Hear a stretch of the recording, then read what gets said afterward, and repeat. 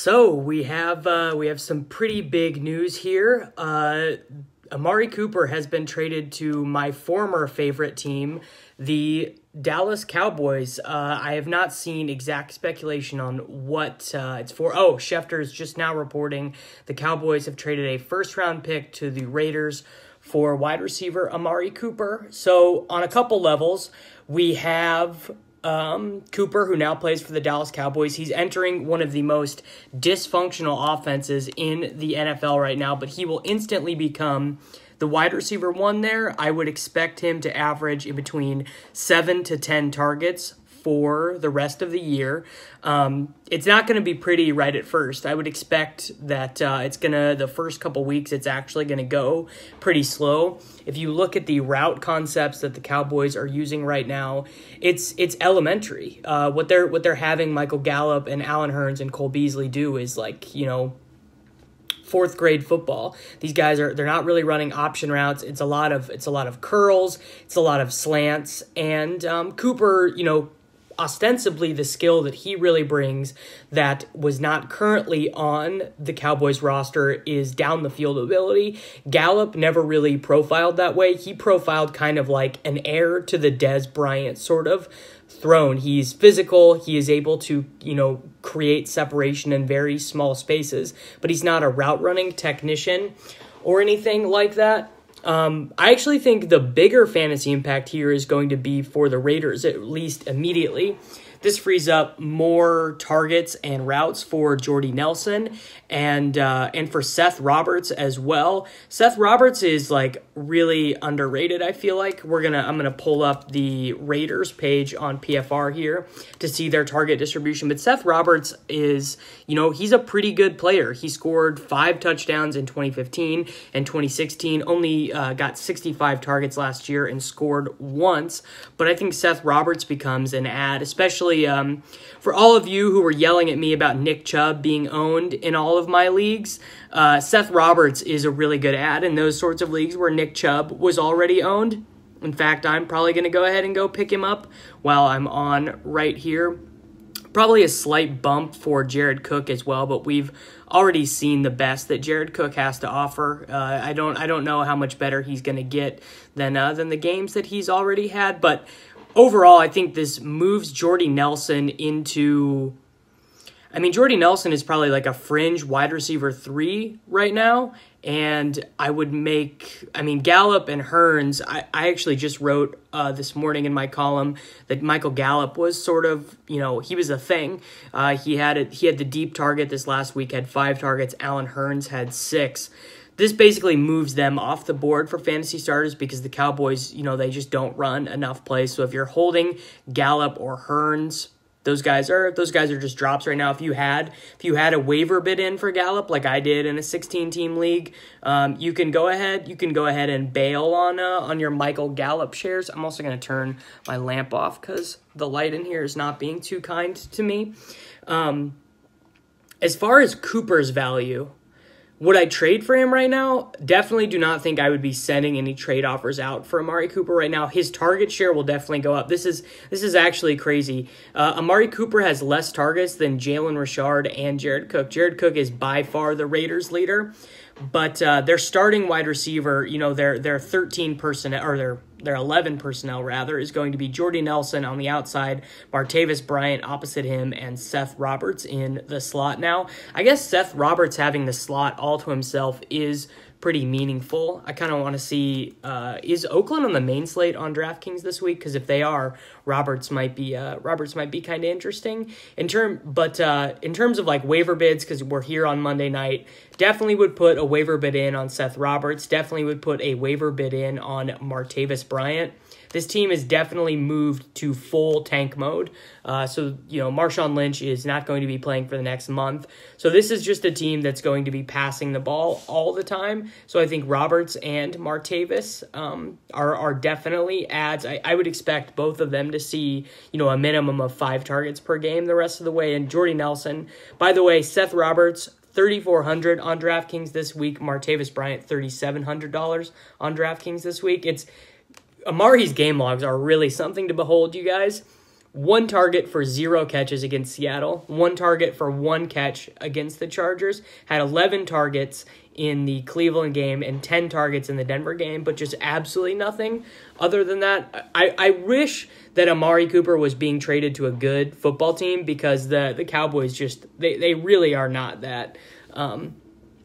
This offense is horrible. Dak Prescott, I'm not a Dak Prescott hater. I sort of believe in his arm talent, but I mean, just look at the way that game ended against Washington. The coaching staff and Dak clearly were not on the same page. Everything was going wrong. They're running the clock out, and they finally set up for the 52-yard field goal, and it was just a clown show. And that's the situation that Cooper's getting traded into.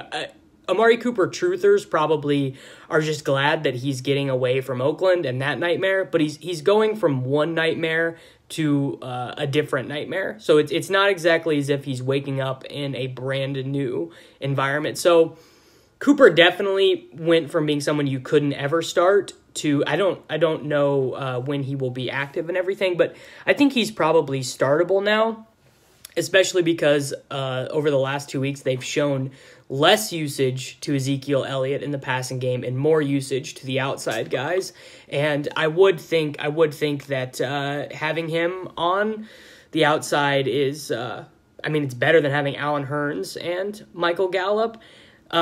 Ben Gretsch just tweeted, and I do agree with him, this is definitely an overpay by Dallas. They could have had Cortland Sutton basically for a similar amount of draft capital, and they would have had him, controlled on the roster for 5 years. And Cortland Sutton, I would definitely take Cortland Sutton for the next 5 years over Amari Cooper for whatever is remaining on his contract right now. Amari Cooper is definitely making too much money, and however much money he's making, it's too much. And I do say that I would like to disagree with the sentiment that Cooper's just going to instantly walk into wide receiver 1 level targets. That's not how the Dallas offense works. Even let's go look last year at Dez Bryant's target load game by game, because now I'm kind of interested, because he will play that role in this offense. He will immediately become the X wide receiver. So 2017 game logs for Dez Bryant. He had 5 games with double-digit targets. Wow, man, Dez was so inefficient last year, guys. He was so bad. He had some 9 target for 2 catch sort of games. But these games for Cooper where, he's seeing 15 targets or something wild like that, I personally, as someone who is just absolutely disgusted with the way that Dallas runs their offense, I just don't see him becoming a breakout fantasy superstar right now. I think he certainly has the ability to be a wide receiver 2 sort of guy for the rest of the year, and I think that, graciously, we will see less Cole Beasley targets. We will see less Allen Hurns. Deontay Thompson is going to, no longer be a thing. Terrence Williams, we've been saved from that.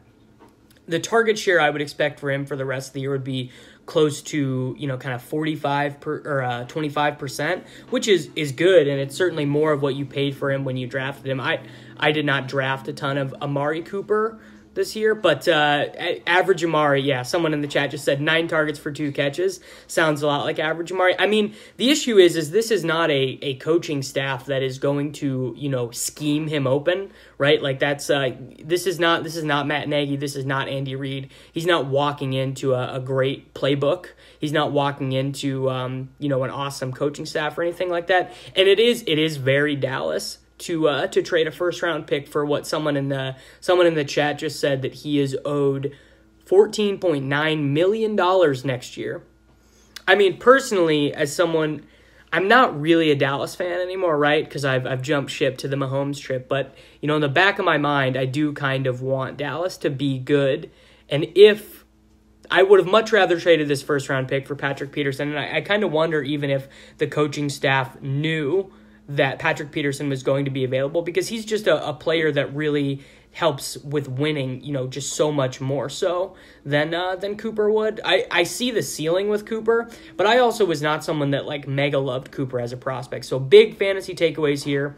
Waiver bids for Seth Roberts in PPR leagues, Martavis Bryant kind of in, whatever league. I think that Bryant has the biggest ceiling as a result of this trade, but Jordy Nelson owners should be happy. Cancel your waiver bids on Michael Gallup if you had them. Cancel your waiver bids on Allen Hurns if you saw that 7-target performance and were, kind of into that or whatever. And the biggest fantasy takeaway I would have is that Seth Roberts and Martavis Bryant are now relevant, given that the Raiders are heading into tank mode. And I guess for what does this do to Richard's value? I mean, if I had faith in John Gruden, I would think that this would mean a few more Jalen Richard kind of short area targets, right? Like he should maybe get 2 or 3, targets a game, kind of in that 6 to 8 yards average depth of target where he's being schemed open. But I don't know about you guys, but I don't have a ton of faith in that either. So instant takeaways here: waiver bids, Seth Roberts, Martavis Bryant. Cancel your waiver bids on Gallop and Hurns, and we're definitely in wait-and-see mode with Amari Cooper right now. And signing off later, guys.